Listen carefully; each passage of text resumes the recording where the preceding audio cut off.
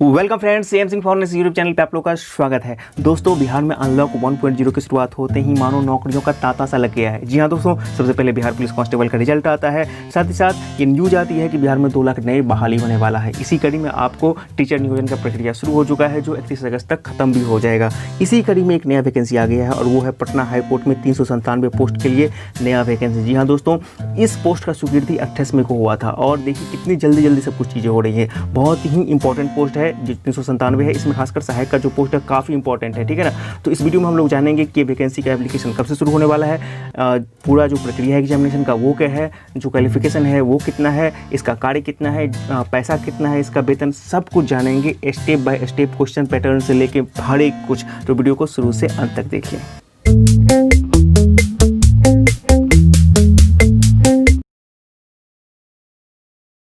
सबसे पहले आप लोग देखिए, ये बिहार सरकार विधि विभाग का एक लेटर है और ये लेटर निकला था 1/6/2020 को, ठीक है ना। तो बिल्कुल हाल ही का लेटर है, ठीक है। और ये सेवा में महालेखागार को ये दिए थे। जब भी कोई नया पोस्ट सृजन होता है तो आपको महालेखागार को, सरकार को इन्फॉर्म करना होता है, क्योंकि वहीं से सारा वित्तीय लेन देन होता है, ठीक है ना। और इसी में बहुत कुछ खुल गया है, ठीक है। तो देखिए, इसमें स्पष्ट किया गया है कि विषय क्या है कि माननीय उच्च न्यायालय पटना की स्थापना में सहायक संवर्ग, जो असिस्टेंट की बात की जा रही है, ठीक है ना। चाहे असिस्टेंट के पोस्ट जो होते हैं जिनका जो वेतन होता है लगभग समान होता है, चाहे सचिवालय सहायक असिस्टेंट बोल रही है या विधानसभा असिस्टेंट बोल रही है या कोई और असिस्टेंट, ठीक है ना। तो ये आपको पटना हाईकोर्ट में असिस्टेंट के पोस्ट हैं और उसमें विभिन्न कोटि के 397 पदों का सृजन के संबंध में स्वीकृति, ठीक है ना, स्वीकृत हो चुका है। पोस्ट क्या है देखते हैं।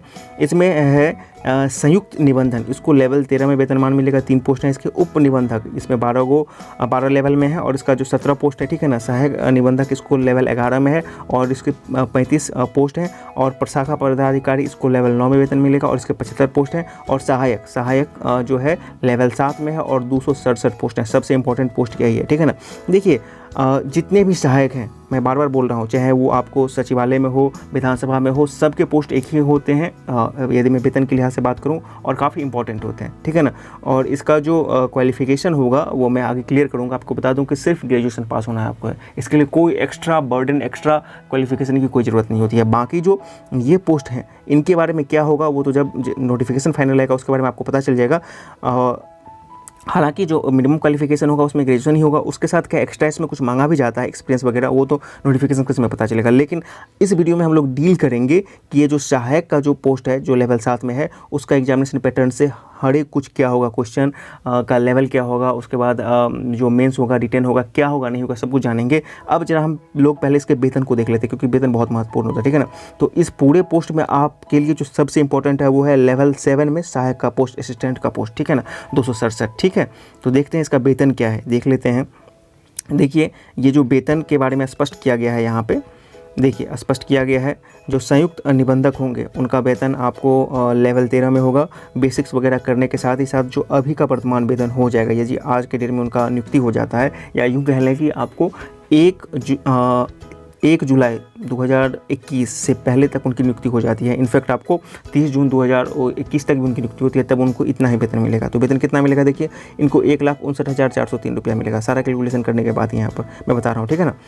महंगाई भत्ता, चिकित्सा भत्ता, सब कुछ जोड़ने के बाद यहाँ पर है। उप प्रबंधक को अभी वर्तमान में 1,10,000 के आसपास मिलेंगे। सहायक प्रबंधन को 95,000 मिलेंगे और शाखा पदाधिकारी को 75,000 पर मिलेंगे। सबसे महत्वपूर्ण जो सहायक है, ठीक है ना, सहायक को कितना मिलेंगे, उनको लेवल 7 में जो बेसिक्स उनका शुरू होगा 44,900 के आसपास शुरू होगा और इनको सारा कैलकुलेट करने के बाद 64,227 रुपया मिलेगा, ठीक है ना। यदि आपकी बहाली हो जाती है पूरे प्रोसेस करने के बाद, इस साल से लेकर अगले साल के मार्च, अप्रैल, जून तक भी हो जाता है, तो आपको कितने पैसे मिलेंगे, तो 64,227 रुपया मिलेंगे। तो ठीक है, तो ये हो गया वेतन। देखिए, वेतन भी काफ़ी अच्छा वेतन है, ठीक है ना। 267 पोस्ट हैं और वेतन काफ़ी अच्छा है। मैं इसी का बार बार टारगेट कर रहा हूँ, क्योंकि इसी पोस्ट के बारे में अभी हम लोग सारा डिटेल करेंगे। इस सब का जो होगा, कैसे क्या होता है, वो तो वैकेंसी के समय पता चलेगा। हाँ, अब सबसे बड़ी बात, ये वैकेंसी कब आएगा। तो देखिए, मैं इस वीडियो के माध्यम से आपको क्लियर कर रहा हूँ कि पोस्ट का जैसे ही ये क्लियरिफिकेशन हो गया भाई, पोस्ट का सृजन हो गया, तो वैकेंसी भी आपको बहुत जल्द आएंगे और चुनाव के नोटिफिकेशन आने से बहुत पहले आएंगे, ठीक है ना। तो आप मान लीजिए कि अगले 1.5 से 2 महीने आपको हर हाल में इसका वैकेंसी आ जाएगा, ठीक है ना। कन्फर्म हो जाइए, चुनाव से पहले इसका वैकेंसी आ जाएगा। तो वैकेंसी क्लियर हो गया। अब हम लोग चलते हैं इसके एग्जामिनेशन पैटर्न पे जो सहायक का होगा वो एग्जामिनेशन पैटर्न क्या होगा, क्योंकि इसके लिए हम लोग चलते हैं पिछले पटना हाई कोर्ट में ही पहले जो सहायक का एग्जामिनेशन हुआ था इससे पहले 2016 में, उसके पूरे सिलेबस के आधार पर, उसके सारे डिटेल के आधार पर हम लोग डील करने की कोशिश करेंगे कि इसका क्या क्या प्रक्रियाएँ हैं। तो चलिए सीधे पटना हाई कोर्ट के वैकेंसी की तरफ। असिस्टेंट पोस्ट की पूरी जानकारी है तो किसका एग्जामिनेशन पैटर्न क्या होगा, कितने क्वेश्चन पूछे जाएंगे, क्या क्या एलिजिबिलिटी क्राइटेरिया क्या हैं, एज लिमिट क्या है, इस हेतु हम लोग आ चुके हैं पटना हाई कोर्ट के जो पिछला वैकेंसी है जो 2016 में निकला था 3/3/2016 को, उसमें आ चुके हैं। देखिए यहाँ पर स्पष्ट किया गया है ये जो पोस्ट है असिस्टेंट पोस्ट है, सहायक इसी को हम लोग बोलते हैं। 179 उस समय ये पोस्ट थे और पे स्केल क्या है तो पे बैंड 2 93 से 34,800 और ग्रेड पे 46। देखिए आपको पता है कि जितने भी सहायक होते हैं, चाहे आपका सचिवालय सहायक होगा जो वर्तमान में कार्यरत हैं या फिर जो अगले आने वाले होंगे वैकेंसी बीएसएससी CGL 3 में या फिर जहाँ पर भी होता है सहायक बिहार में असिस्टेंट जो भी होते हैं वो 4600 ग्रेड पे भी होते हैं, ठीक है ना। तो वेतनमान तो बिल्कुल हूबहू सेम है। अब आते हैं नीचे और देखते हैं कि इसके लिए एजुकेशनल क्वालिफिकेशन क्या थे, ठीक है। यहाँ पे देखते हैं आगे हम लोग मिनिमम एजुकेशनल क्वालिफिकेशन आ गया है। यहाँ पे स्पष्ट किया गया है the candidate must possess the minimum qualification of a bachelor's degree in any faculty और its equivalent of a recognised university and having proficiency in computer application. स्पष्ट कर दिया गया है कि आपको सिर्फ ग्रेजुएशन होना है, इसमें कोई एक्स्ट्रा डिग्री की ज़रूरत नहीं है, ठीक है। सिर्फ आपको ग्रेजुएशन पास होना चाहिए। और एज लिमिट क्या है, देखिए आपको 18 वर्ष और 37 वर्ष के दायरे में आपका होना चाहिए। अब हम लोग को देखना है कि जब ये वैकेंसी आता है उस वक्त जो है एज लिमिट कब तय किया जाता है, ठीक, बस ये आपको देखना है। तो जो नए बच्चे फ्रेश ग्रेजुएशन किए हैं उनके लिए भी बिल्कुल ये मौका है, बहुत ही शानदार पोस्ट है। देखिए हम लोग अक्सर क्या होता है कि जो बहुत ही पॉपुलर वैकेंसी होता है उसी की ओर ध्यान देते हैं, जो छोटे छोटे वैकेंसी होते हैं लेकिन बहुत ही ईजिली एक्सेसिबल वैकेंसी होती है उसको भूल जाते हैं। ये जो वैकेंसी है 279 के आसपास सहायक का पोस्ट और टोटल 397 पोस्ट, ये बहुत ही महत्वपूर्ण है, ठीक है ना। इस पर आप लोग भी जरूर ध्यान लीजिए। सिर्फ आप बीसीसी CGL 3 जो है उसके वेट मत रहिए, इसको भी आप उसी सजगता से इसको क्रैक करने की सोचिए, ठीक है ना। खैर एज लिमिट आपको यहाँ पे क्लियर कर दिया गया, आपको मिनिमम 18 साल होना चाहिए और आपका एजुकेशनल क्वालिफिकेशन क्या होना चाहिए, तो बस आपको किसी भी यूनिवर्सिटी से बैचलर की डिग्री होनी चाहिए, ग्रेजुएशन की डिग्री होनी चाहिए और साथ में आपको कंप्यूटर का अच्छा ज्ञान होना चाहिए, ठीक है ना। जो बेसिक्स के साथ साथ थोड़ी सी अच्छी ज्ञान होनी चाहिए, प्रोफिशिएंसी इन कंप्यूटर एप्लीकेशन, ठीक है ना।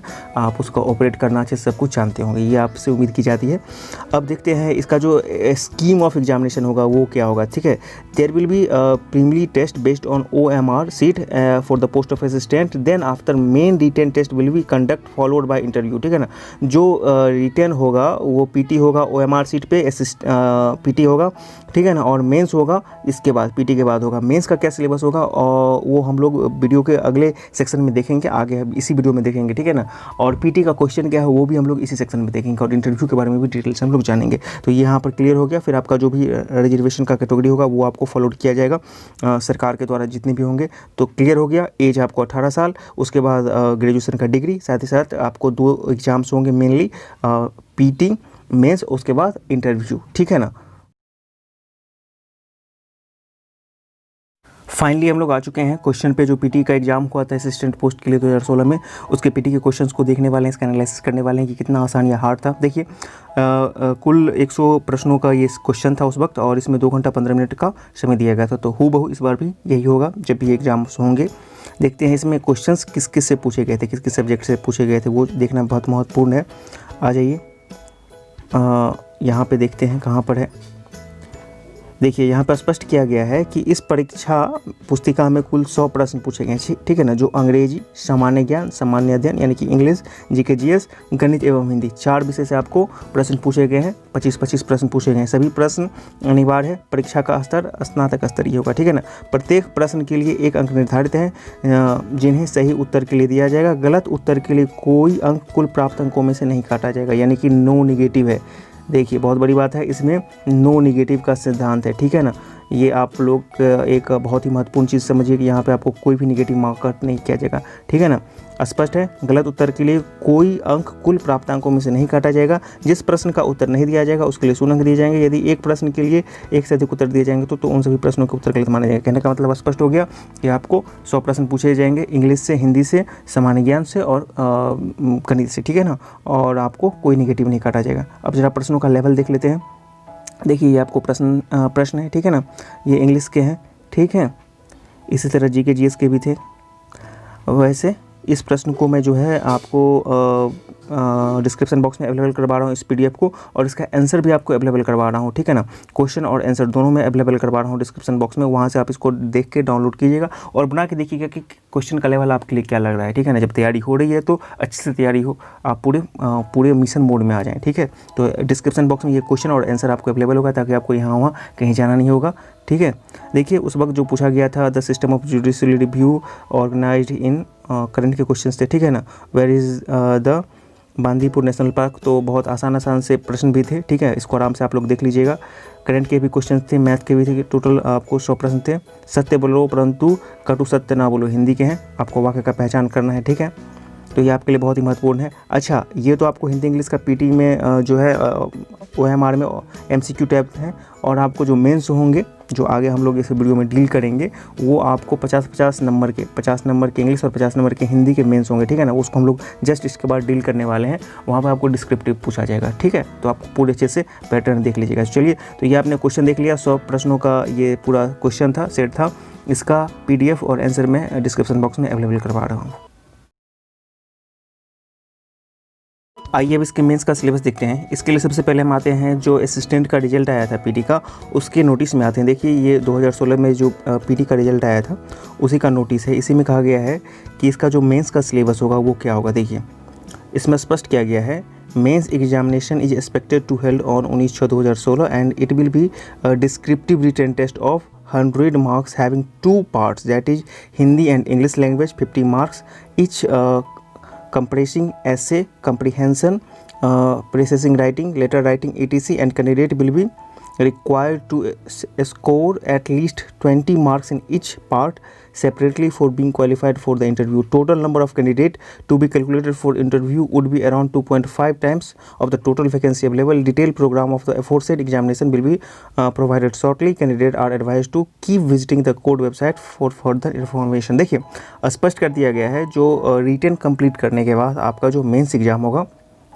वो 100 नंबर का एग्ज़ाम होगा, और इसमें आपको 2 पार्ट्स होंगे, 50 नंबर हिंदी और 50 नंबर इंग्लिश। इसमें आपको जो जनरल नॉलेज है हिंदी और इंग्लिश के बारे में, भाषा के बारे में, उसका चेक होगा, जिसमें कि आपको डिस्क्रिप्टिव भी होगा, लेटर राइटिंग होगा, ऐसे राइटिंग होगा, शुद्धता होगा, इसी चीज़ का होगा। इसमें आपको दोनों में 20-20 मार्क क्वालिफाई करना बेहद ज़रूरी होगा। कहने का मतलब है एटलीस्ट 20 मार्क आपको हिंदी में और 20 मार्क इंग्लिश में, दोनों में आपको करना ज़रूरी होगा, जो 50-50 के मार्क होंगे। यानी कि 100 में आपको 40 20-20 इन ईच पेपर कंप्लीट करना बेहद जरूरी होगा। उसके बाद आप लोग इंटरव्यू के लिए क्वालिफाई होंगे, और इंटरव्यू जो होगा वो एक सिंपल सा होगा, जिसमें कि आपको कुछ बेसिक नॉलेज पूछे जाएंगे और आपका डॉक्यूमेंट वेरिफिकेशन होगा। तो इंटरव्यू बहुत ज़्यादा लेंथी प्रोसेस नहीं होगा। हाँ, आपको कंप्यूटर एफिशिएंसी टेस्ट भी होगा, जिसमें आपको कंप्यूटर के बेसिक नॉलेज अच्छे से आने चाहिए। तो ये आपका पूरा का पूरा क्राइटेरिया है। तो इस प्रकार आपने इस पूरे वैकेंसी के संबंधित हर एक चीज़ बारीकी से समझा। उम्मीद है कि आप लोग को ये वीडियो पसंद आया होगा। फिर भी आपके मन में कोई प्रश्न रह जाता है इस वैकेंसी से संबंधित या आने वाली किसी वैकेंसी से संबंधित, तो उसको आप कमेंट बॉक्स में ज़रूर बताइएगा। हम और मेरी पूरी टीम कोशिश करेगी कि आपके हर एक प्रश्नों का अच्छे से जवाब दिया जाए, ठीक है ना। तो आज के वीडियो में इतना ही। यदि आपको वीडियो पसंद आए तो इसे लाइक शेयर जरूर करें, साथ ही साथ और लोगों तक इसको शेयर करें, ताकि उन्हें भी इसके बारे में जानकारी मिले, और तैयारी शुरू कर दीजिए आप, ठीक है ना।